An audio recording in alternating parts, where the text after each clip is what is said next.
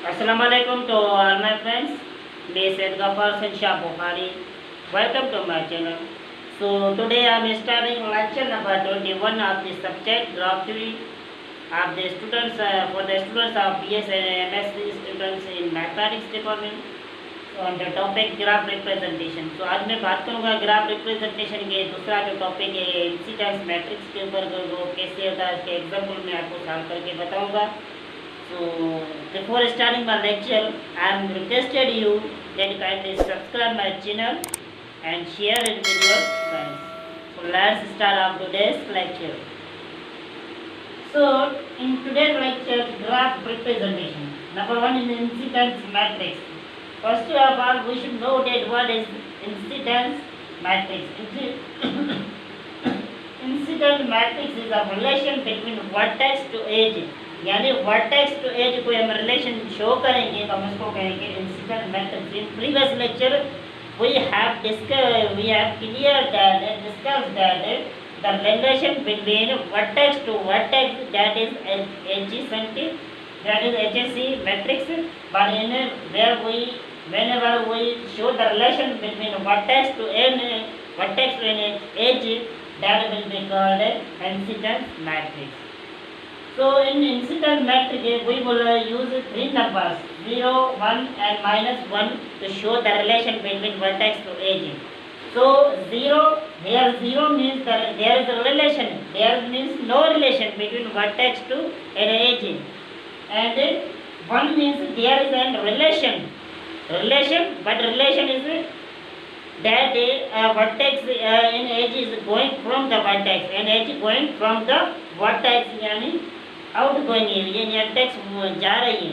Plus दूसरा है -1 there is a means there is a relation but the relation is that opposite to an vertex यानी ये जो use होती है डायरेक्टेड ग्राफ के लिए यूज होती है. डायरेक्टेड ग्राफ में अगर कोई एज जो है उससे वर्टेक्स के ऊपर वर्टेक्स के पास आ रही है यानी नेगेटिव आ रही है यानी इनकमिंग है, तो हम इसको क्या कहेंगे उसके लिए रिलेशन को शो करने के लिए -1 यूज करते हैं. तो 0 मीन्स रिलेशन नहीं है, वर्टेक्स 1 मीन्स रिलेशन है बट रिलेशन कौन सा है, एक एज जो वर्टेक्स से जा रही है.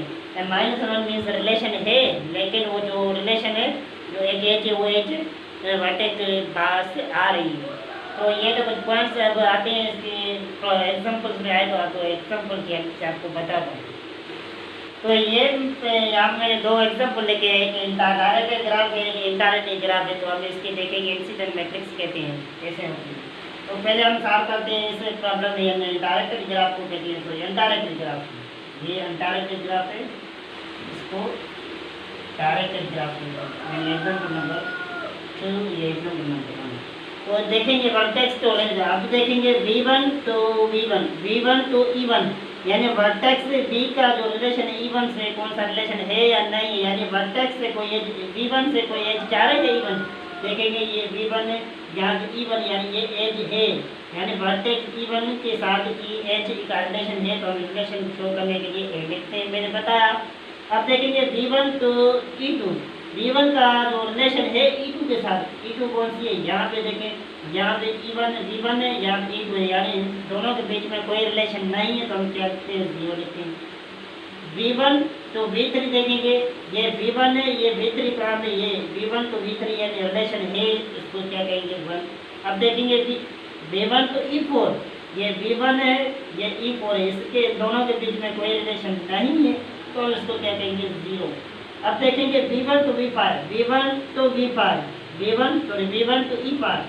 V1 है ये E5 के बीच में रिलेशन है तो हम इसको 1 लिखेंगे.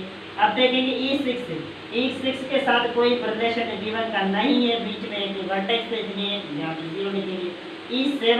E7 के साथ इसका कोई रिलेशन नहीं है तो हम इसको कहेंगे 0 यानी रिलेशन नहीं है. सिमिलरली हम देखेंगे V2 का रिलेशन E1 से. आप देखेंगे ये V2 है V2 का रिलेशन E1 से है तो हम एक करते हैं. V2 का रिलेशन E2 से ये V2 है इसका रिलेशन E2 से नहीं है तो 0 लिखेंगे. V2 का रिलेशन V3 से भी नहीं है तो 0 लिखेंगे. V2 का रिलेशन E4 के साथ रिलेशन नहीं है V2 का रिलेशन E5 के साथ, V5 का रिलेशन V2 का रिलेशन E5 के है नहीं है, सॉरी ये तो यहाँ पे ये गुण नहीं है तो इसको 0 लिखेंगे। अब देखेंगे ये या इसको अब देखेंगे E6 यानी V2 का रिलेशन E6 से है, या V2 है ये E6 है, यहाँ पे रिलेशन नहीं है तो यहाँ पे तो 0 लिखेंगे। E7 के साथ देखेंगे V2 एंड E7 यानी इसमें रिलेशन है तो हम इसको 1 कहेंगे। सिमिलरली हम इसको इजीली सॉल्व करेंगे अब तो ये इसको आपको पता चल जाएगा कि ये डायरेक्ट ग्राफ, इस वजह से ये कुछ आपको जो रिमेनिंग है वो आप खुद सॉल्व करेंगे, मैं आपके लिए छोड़ रहा हूँ। अब आते हैं डायरेक्टेड ग्राफ में। डायरेक्टेड ग्राफ में हम -1 भी यूज़ करते हैं, मैंने पीछे आपको ये बताया है कि -1 डायरेक्टेड ग्राफ में होती है यानी डायरेक्शन शो करने के लिए। अब देखेंगे रिलेशन V1 to E1, यहाँ पे 4 वर्टाइसिस है, 4 वर्टाइसिस है, एचेस कितनी है 5 एचेस है, तो हम शो कराएंगे रिलेशन। अब देखेंगे V1 तो रिलेशन E1 है, V1 से रिलेशन E तक है, लेकिन E से रिलेशन कौन सी है, एच जा रही है, एच आउट गोइंग है। मैंने आपको बताया कि अगर रिलेशन हो आउट गोइंग हो तो हम यूज़ करते हैं 1 + 1 यूज़ करते हैं। फिर देखेंगे V1 to E2, V1 to E2 relation है, लेकिन रिलेशन कौन सा, वो एज V1 के पास आ रही है यानी अपोजिट में तो हम रिलेशन को शो करने के लिए -1 यूज़ करते हैं। फिर देखेंगे V1 to E3 रिलेशन है, ये V1 है, E3 रिलेशन, यहाँ पे इसके दोनों के बीच में कोई रिलेशन नहीं है तो हम क्या कहेंगे 0 रिलेशन है। इसके बाद देखेंगे V1 to E4, ये V1 है, E4 देखेंगे कहाँ पे, ये E4 यानी V1 का रिलेशन E4 से है, रिलेशन तो है लेकिन कौन सा रिलेशन है, यानी out going relation, out going हम 1 यूज़ करते हैं। प्लस देखेंगे E5 के साथ, V1 ये है और E5 है, या इन दोनों के बीच में कोई रिलेशन नहीं है तो हम लिखेंगे 0, हम लिखेंगे 0।